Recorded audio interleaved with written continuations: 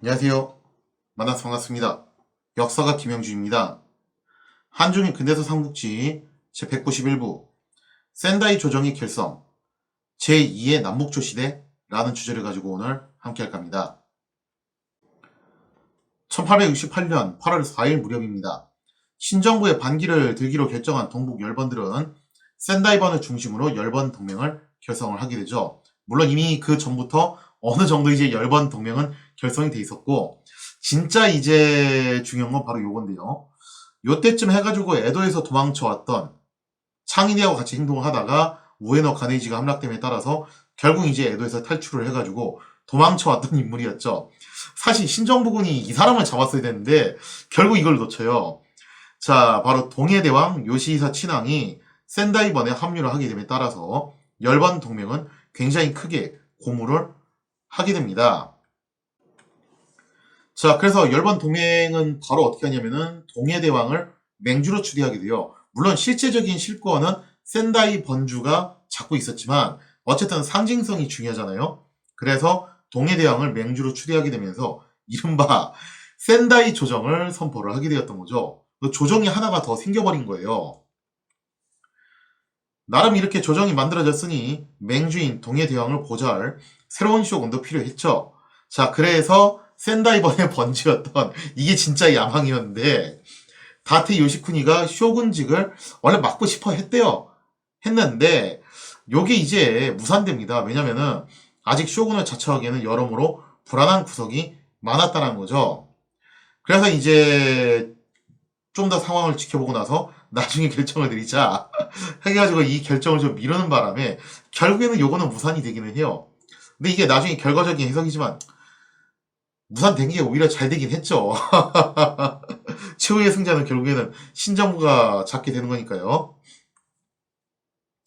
이렇게 열번 동맹 측은 나름 그럴싸하게 센다이 조정까지 선포를 했고, 당시 서양인들도 이 센다이 조정을 어느 정도 좀 인정하는 분위기였대요. 왜 이제 영국 같은 경우는 일종의 스코틀랜드 같은 그런 느낌이 좀 들었을 것이고, 미국 같은 경우도 뭐 남북전쟁을 겪은 적이 있으니까 뭔가 이렇게 정권이 둘로 쪼개져가지고 일본이 내전 상태로 가려는 게 아니냐. 섣불리 어느 한쪽 편을 든다기보다는 우리도 상황을 좀 관망을 해보자. 뭐 그런 이제 시각도 있었겠죠. 자, 그렇게 해서 이제 센다이 조정이 선포가 되긴 했는데, 하지만 여전히 이 센다이 조정은 신정부 측하고 정면 대결을 벌이는 것은 좀 꺼려하는 분위기가 있었다는 거죠.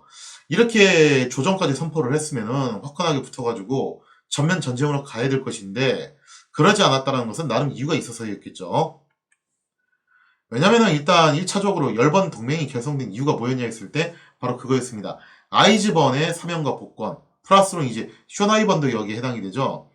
그래서 이들의 사명과 복권을 1차적인 목표로 했기 때문에 우리는 어디까지나 아이즈번을 지원하고 그 아이즈번이 결국 사명과 복권을 받도록 하는 것, 그리고 우리 이 동북 지역의 발언권을 높이는 것, 이것이 이제 이번 전쟁의 1차적인 목표다라고 봤던 거예요. 그래서 애초에 이 동북 지역 열번 동맹들이 추구했던 것은 뭐 신정부를 무너뜨리고 우리 동북 지역이 일본의 새로운 패자가 되겠다, 그런 거창한 거는 아니었다는 겁니다.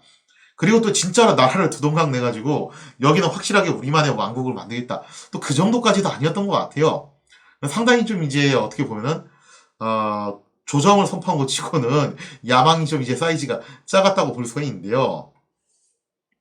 자, 그래서 센다이 조정이 선포가 되면서 표면상으로 보면요, 일본은 과거 남북조 시대 시즌2를 맞이한 것처럼 보이기는 했지만 실제로는 이런 식으로 전쟁 구도가 잡히게 된다는 겁니다.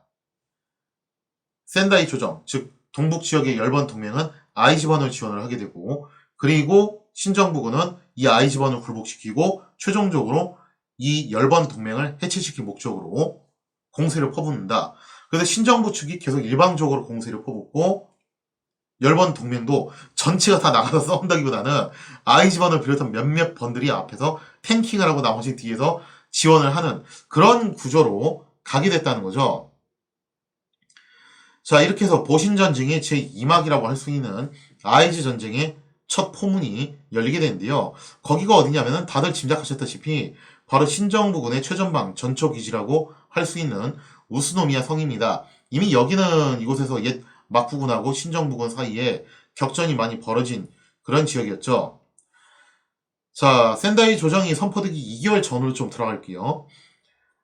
6월 무렵이었는데 당시 신정부군은 우스노미야 일대에 병력을 직결시켜서 이미 옛 막부군 전습대하고 신선조를 격파하고 난 다음에 다시금 북진할 기회를 노리고 있었습니다.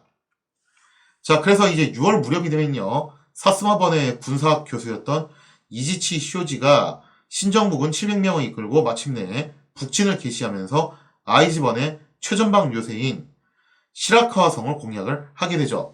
그래서 서로 이제 이렇게 마주보고 있었잖아요. 아이즈번 측은 시라카와 성을 중심으로 남쪽으로 이제 바라보고 있고, 그 다음에 이제 신정부 측은 바로 이 우스노미야 성을 거점으로 해가지고 북진할 기회를 노리고 있었고, 이렇게 대치하고 있는 상황에서 먼저 신정부 측이 선빵을 쳤다라고 볼 수가 있겠죠. 문제는요, 당시 시라카와 성이 주둔하고 있던 아이즈번의 병력은 무려 2,500명에 달했는데, 그에 비해서 여기를 공략하는 신정부군은 절반도 안 돼요. 3분의 1도 안 됩니다. 고작 700명에 불과했다는 거예요.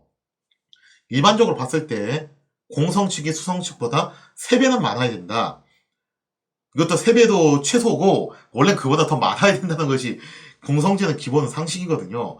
그런데 이것은요, 신정부군이 공성 측인데도 불구하고 수성을 하는 아이즈번 병력보다 3배는 고사하고 3분의 1도 안 되는 수준의 병력을 이끌고 왔다라는 거죠. 왜 이렇게 무모한 공성 작전을 벌이게 되었는가 하면요. 당시 신정부군이 나름대로 믿는 구석이 있었는데 그게 뭐였냐면은 바로 절대적인 화력의 우위였습니다. 이게 참 희한한 건데 아이즈번 번주 자체가 교토 수호직을 맡으면서 나름 교토의 치안 유지를 진행하는 과정에서 서양의 무기를 꽤 많이 도입을 했어요. 그래서 교토 수호를 담당했던 병력들은 신무기로 무장하고 있었는데 이 아이즈번에 있었던 진짜 이 토박이 병사들은 여전히 옛날 90군대의 모습을 갖고 있었다는 거예요. 심지어 어느 정도로 구식이었냐면은 전국 시대에서 거의 뭐 별반 차이가 없는 그런 수준의 무장을 갖고 있었다는 겁니다. 그래서 전국 시대 때 사용했던 조총 그리고 플러스 그 시대에 사용했던 창이나 활 이런 걸로 무장한 병력들이 거의 대부분이었다는 거예요. 아이즈만 병력은. 그래도 조선 같은 경우는 나중에 이제 계속 조총을 업그레이드 해가지고 천보총이라는 것을 만들어 보려는 시도도 해봤고, 그래도 어느 정도 이제 대원군 치하 때 이런저런 시도를 하잖아요. 새로운 무기를 만들어 보려고. 근데 이 아이즈반 같은 경우는 정말 놀랍게도 번주가 서양 문물을 분명히 접한 사람인데도 불구하고 진짜 이 아이즈반을 지키고 있는 그 병사들은 완전 그냥 촌구석 시골 병사들답게 옛날 전통적인 무장을 고수를 했다라는 겁니다. 자, 6월 20일 마침내 이지치가 이끄는 신정부군 700명은 시라카와 성을 공략하기 시작을 하죠. 처음 전투가 벌어지자 아이즈반 병사들은 신정부군의 수가 적다라는 것을 보고서 좀 가볍게 여기는 마음이 있었대요. 그래서 출성을 해가지고 당장 저것들을 요절을 내자라고 생각을 하면서 성 바깥으로 나와서 싸우기로 결정을 하게 되죠. 하지만 이것은 신정부군의 유인 작전이었는데 신정부군은 미리 시라카와 성의 양측 언덕에 병력을 배치해둔 상태였습니다. 그래서 이 언덕을 기점으로 해가지고 성을 공략하려고 했던 건데 근데 문제가 있었어요. 당시 양쪽 언덕에 그럼 왜 아이즈번은 수비병을 배치를 안 했냐면은 성벽 높이가 이만하다면은 언덕 높이는 요만했던 거예요. 그러니까 여기에 병력을 이 언덕에 병력을 배치한다 한들 과연 성에다 무슨 타격을 주겠냐라는 거죠. 물론 이것이 전국시대 기준으로는 맞는 얘기입니다. 그때 기준으로 맞는 얘기인데 시대가 바뀌어버렸어요. 이때 신정부군이 이끌고 왔던 암스트롱포 그리고 곡사포도 끌고 오게 되는데 이런 막강한 화포들이 언덕배기에 배치가 되면서 언덕이 굳이 높을 필요가 없다는 거죠. 아니 오히려 높으면은 이런 육중한 대포를 끌고 올라가기가 힘들기 때문에 차라리 야타막한 언덕이 훨씬 낫다라는 거예요. 그래서 신정부군이 아이즈반 양쪽에 위치한 언덕 지대에다가 암스트롱포와 곡사포를 배치를 하게 됐고 이 막강한 화력을 이용해서 성 안을 순식간에 불바다로 만들게 되었다는 겁니다. 더군다나 이때 신정부군이 사용하는 포탄은요, 부식 대포에서 쏘는 그런 쇠구슬 같은 게 아니었어요. 그게 아니라 바로 서양의 군대가 사용하는 장례탄이었죠. 터지면은 팡 하고 폭발하는 그런 일종의 스플래시 데미지를 주는 형태의 포탄이었다는 겁니다. 자, 그래서 장렬탄 특유의 폭발력으로 인해서 순식간에 성내는 불바다가 되면서 신정부군이 승기를 잡게 되었다는 거죠. 자, 그러자 이제 출성했던 아이즈번 병사들은 난리가 났어요. 후방에 있는 자신들의 거점이 불타고 있고 지금 이게 무슨 난리인가 싶은 거죠. 자, 그래서 아이즈번 병력들은 일단 어떻게 판단을 내리냐면은 그렇다면 지금 현재 뒤로 돌아가봤자 좀 너무 늦은 상태니까 차라리 어떻게 하자. 과감하게 앞으로 전진을 해가지고 눈앞에 있는 신정부군을 격파를 해내자. 그렇게 이제 판단을 내리고서 과감히 돌격전을 개시를 하게 됩니다. 자, 하지만 신정부군이 보유한 강력한 라이플 소총, 더군다나 후장식이었죠. 이 후장식 라이플 소총의 탄막과 정확한 조준 사격으로 인해서 결국 아이즈번 병력은 이렇다 할 전거를 거두지 못하고 깔끔하게 패배를 당하게 되었다는 거죠. 이 시라카 공성전의 결과는 굉장히 참담했는데 아이즈번은 무려 700명이 달하는 사상자를 내면서 성을 버리고 패주를 하게 됩니다. 그에 비해서 신정부군은 사상자가 불과 20여 명에 불과했다는 거죠. 그러니까 당시 신정부군이 훨씬 열세인 수의 병력을 이끌고 와가지고 압도적인 화력을 이용해서 이런 어마어마한 승리를 거머쥐게 됐다는 거예요. 자, 시라카 성이 이렇게 허망하게 무너지자 아이즈번은 굉장히 큰 충격을 받게 됩니다.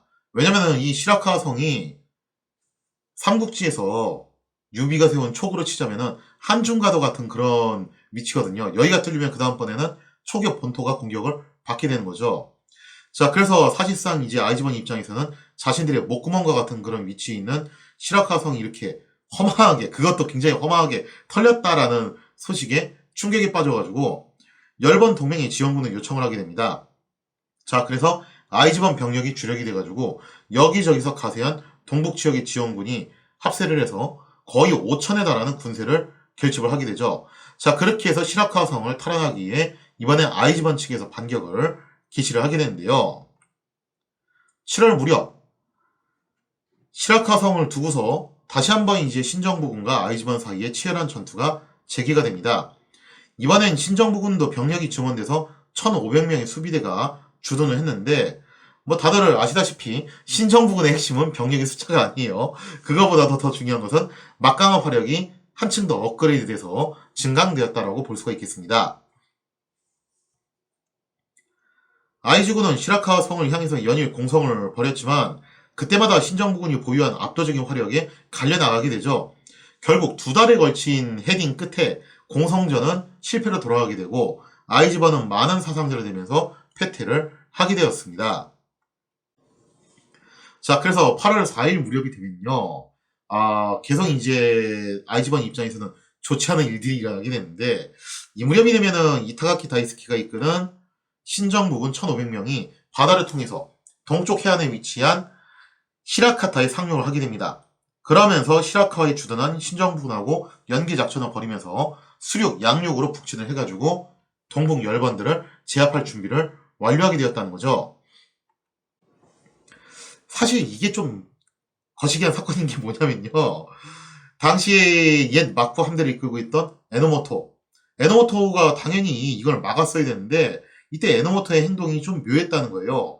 에노모토는 분명히 열번 동맹 측에 물자와 무기를 제공하면서 열번 동맹들을 지원하는 모양새를 보이고 있습니다. 그리고 신정부의 그 함선 인도를 갖다가 계속 요구를 무시를 했잖아요. 그런 걸 놓고 보면은 신정부에 대해서 반기를 들었다라고 보는 게 맞는 건데 근데 참 희한하게도 신정부군이 히라카타에 상륙하는 것에 대해서는 그 어떤 저지도 하지 않았다는 거예요. 당시 에노모토 함대가 일본 최강의 전력을 보유하고 있는 함대라고 봐도 과언이 아닐 정도로 막강한 그런 함대라는 걸 생각해보면은 이거는 고의적으로 방치를 했다고 봐야죠. 그래서 이때 당시 에노모토의 모습은 엄밀하게 말하면은 양다리를 걸치고 있는 또 그런 모습이었다는 겁니다. 아무튼 이렇게 해서 아이즈 전쟁의 전초전이라고 할 수 있는 시라카 공성전에서 열번 동맹은 수적 우위를 점했음에도 불구하고 결국 신정부군의 압도적인 화력을 견뎌내지 못한 채 허망하게 무너져 내렸던 것이죠. 자, 이 시라카 공성전은요, 이제 시대가 바뀌었다. 더 이상 전국시대 같은 그런 무사도 정신, 그리고 수적 우위, 용기와 무사 계획인의 무용, 이런 것들로 인해서 판세가 좌우되는 시대가 아니다라는 것을 다시 한번 보여준, 어떻게 보면은 이미 그 전부터 계속 이런 조짐들이 나오긴 했었지만 그걸 한 번 더 확실하게 재확인시켜준 사건이라고 볼 수가 있겠죠. 이처럼 전추전에서부터 아이즈번이 크게 밀리는 모습을 보이자 이 광경을 지켜본 열번 동맹은 암담한 기분을 좀 느꼈겠죠. 왜냐면은 이 시라카 성에서 분명히 자신들이 수적 우위에 있었음에도 불구하고 깔끔하게 패배를 했을 뿐만 아니라 지금 뭔가 에노모토도 양다리를 걸치고 있는 모호한 모습을 보이고 있고, 신정부군이 숫자는 적지만 막강한 화력을 앞세워서 계속 북진을 시도를 하고 있는데, 이거 잘못하면 우리가 밀리는 거 아니냐, 그런 위기의식도 있었던 것 같아요.